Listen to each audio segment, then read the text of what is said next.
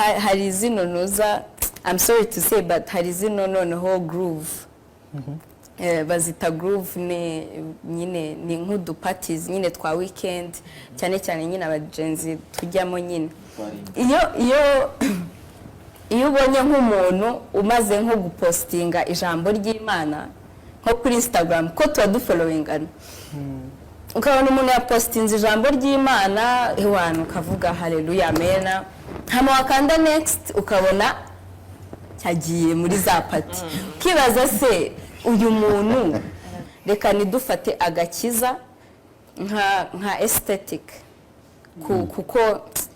kuko nyine nabonye akavasi nyine ngo his timing is not mine, tugashira kari aesthetic karasa neza nyine kugashiraho ngaho.